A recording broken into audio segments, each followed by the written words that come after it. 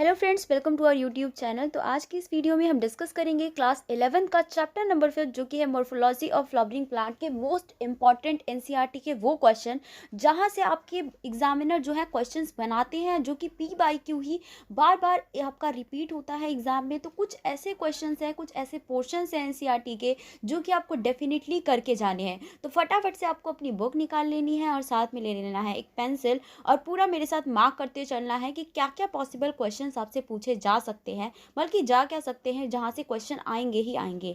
तो यहाँ पे देखो फटाफट से हम लोग निशान लगाना स्टार्ट करते हैं। तो जो मॉर्फोलॉजी ऑफ फ्लावरिंग प्लांट वाला चैप्टर है, तो इसमें देखो रूट क्या होती है, इसमें बस आपका एक ही क्वेश्चन बनता है कि प्राइमरी और सेकेंडरी रूट और टर्शरी रूट में क्या डिफरेंस है। इसमें आप बता दो कि क्या डिफरेंस है। इसके अलावा टैप रूट सिस्टम और फाइब्रस रूट सिस्टम क्या होता है, इसका एग्जाम्पल बताओ। इस तरह के क्वेश्चन आपसे पूछे जा सकते हैं, तो ये भी डेफिनेटली आपको कर लेना है। रीजन ऑफ रूट में देखो, अगर आप ये डायग्राम बना लेते हो तो आपके लिए बहुत ही अच्छा रहेगा, क्योंकि इससे आपका जो मतलब आप अपनी कॉपी लिखोगे वो बहुत ही ज़्यादा अट्रैक्टिव हो जाएगी। आपको पता होना चाहिए कि रूट में कौन कौन से रीज़न होते हैं। देखो पहले क्या होता था कि इस पोर्शन से बिल्कुल भी एग्जामिनर क्वेश्चन नहीं बनाता था, क्योंकि उसके पास अच्छे अच्छे टॉपिक्स होते थे मॉडिफिकेशन को लेकर, उसके अच्छे अच्छे एग्जाम्पल्स होते थे। बट क्योंकि अब वो आपके सिलेबस से हटा दिया गया है, तो यहाँ से तो क्वेश्चन बनना ही नहीं है। तो यहाँ पर बिल्कुल भी आप टाइम वेस्ट नहीं करोगे मॉडिफिकेशन को पढ़ने में। स्टेम क्या होती है क्या नहीं होती है हमें नहीं जानना, ये फालतू की बात है, ठीक है। जो मॉडिफिकेशन ऑफ स्टेम है वो हमारे सिलेबस में नहीं है, तो हमें ये भी बिल्कुल भी नहीं पढ़ना है। ना ही हमें ये सारा कुछ ड्रामा पढ़ना है, इसको भी आप फुल्ली इग्नोर करेंगे। उसके बाद अगर लीव की बात करें तो कोई भी आपसे ये नहीं पूछेगा कि एक्सिलरी वर्ड क्या होती है, लीव बेस क्या होता है, पल्माइनस, लेमिना, कोई भी इस तरह के क्वेश्चन आपसे नहीं करेगा। तो यहाँ पर तो बिल्कुल आपको इग्नोर करना। वेनेशन को लेकर आपसे क्वेश्चन हो सकता है कि रेटिकुलेट और पैरेलल वेनेशन में क्या डिफरेंस है, विद एग्जाम्पल बताओ। तो इस क्वेश्चन को आपको रेडी कर लेना है। टाइप ऑफ लीव्स की बात करें तो कोई भी आपसे ये नहीं पूछेगा कि सिंपल कंपाउंड लीफ और ये पाइनेटली कंपाउंड लीफ क्या होता है। यहाँ से आपके क्वेश्चंस नहीं बनते हैं। आपका क्वेश्चन बनता कहाँ से है, क्वेश्चन आपका बनता है फाइलोटेक्सी को लेकर कि फाइलोटेक्सी क्या होती है, अल्टरनेट, अपोजिट और होराल्ड वाले का एग्जाम्पल अच्छे से लर्न करके जाओगे, यहीं से ही क्वेश्चन बनेगा। क्योंकि उसके बाद अगर बात करें मॉडिफिकेशन ऑफ लीव्स की, तो मॉडिफिकेशन ऑफ लीव आपके सिलेबस में नहीं है, तो ये डेफिनेटली आपको नहीं पढ़ना है। उसके बाद इन्फ्लोरेसेंस की बात करें तो इन्फ्लोरेसेंस जो होता है वो बहुत ही इंपॉर्टेंट टॉपिक है अपने आप में। रेसमोस और साइमोस दो टाइप के होते हैं आपके ये इन्फ्लोरेसेंस। इसका एग्जाम्पल लर्न करोगे क्या होता है, अच्छा सा डेफिनेशन लर्न करके जाओगे। उसके बाद फ्लावर की बात करें तो कोई भी आपसे ये नहीं पूछेगा कि थैलेमस रिसेप्टेकल ये क्या होता है, बाइसेक्सुअल, यूनिसेक्सुअल, कोई नहीं पूछेगा। आपसे क्या पूछा जाएगा, आपसे पूछा जाएगा जाइगोमॉर्फिक और एक्टिनोमॉर्फिक फ्लावर में क्या डिफरेंस है।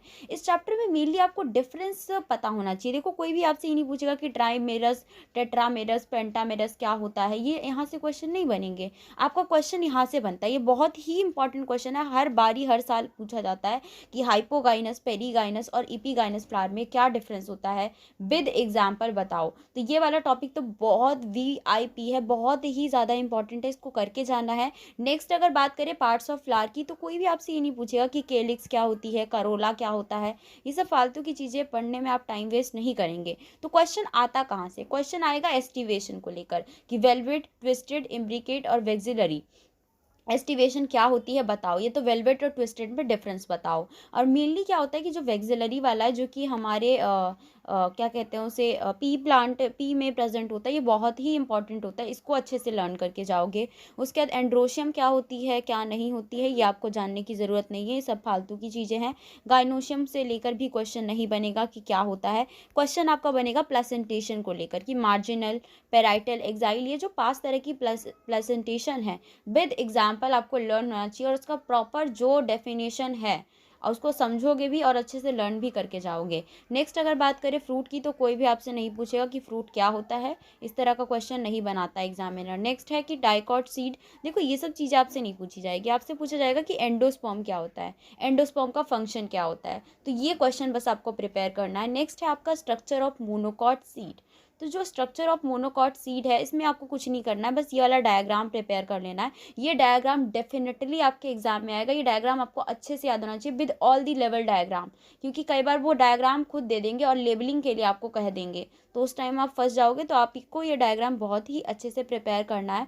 नेक्स्ट अगर हम लोग बात करें तो देखो फेवेसी फैमिली तो हमारे सिलेबस में ही नहीं है, तो हमें कोई मतलब ही नहीं है फेवेसी फैमिली से। नेक्स्ट बात करें सोलेनेसी फैमिली जो है, वो आपके सिलेबस में लिलिएसी को भी हटा दिया गया है। मतलब जो पोटैटो फैमिली है वो आपको पढ़ना है। तो पोटैटो फैमिली में पूरी राम गाथा नहीं पढ़नी है, सिर्फ आपको एक दो चीज़ें ही पूछी जाती है कि फ्लोरल फार्मूला क्या है, आपको इतना पता होना चाहिए, और इकोनॉमिक इंपॉर्टेंस क्या है, बस इतना पता होना चाहिए। बाकी ये सारी बातें इग्नोर करोगे आप, ठीक है, टाइम वेस्ट नहीं करोगे। लिलिएसी फैमिली हमारे सिलेबस में नहीं है, हमें मतलब नहीं है। नेक्स्ट अगर हम बात करें एक्सरसाइज के क्वेश्चन को लेकर कि एनसीईआरटी का कौन सा क्वेश्चन इंपॉर्टेंट है जो कि आपको करना है, तो क्वेश्चन नंबर 4 बहुत ज़्यादा इंपॉर्टेंट है, जो कि फाइलोटैक्सी को लेकर मैं पहले ही बता चुकी हूँ, यहाँ से बहुत क्वेश्चन बनते हैं। नेक्स्ट अगर बात करें तो क्वेश्चन नंबर 5 आप लोग करेंगे एस्टिवेशन क्या होता है, प्रेजेंटेशन, एक्टिनोमॉर्फिक, ये सारे क्वेश्चन अच्छे से प्रिपेयर करके जाओगे। उसके बाद क्वेश्चन नंबर 6 करोगे कि रेसमोज और साइमोज में और ये डिफरेंस के क्वेश्चन बहुत ज़्यादा आते हैं, तो 6 क्वेश्चन आपको करना है, और आपको करना है 7th वाला क्वेश्चन। तो इतने क्वेश्चन बस आपको एनसीईआरटी के करने हैं, और फालतू के क्वेश्चन करने में अपना दिमाग नहीं लगाना है, तो बस इतना ही करना है आपको। तो फ्रेंड यही थी मेरी आज की वीडियो। अगर वीडियो अच्छी लगी है तो वीडियो को लाइक कर देना, कुछ अच्छा सा कमेंट कर देना, and thanks for watching my video.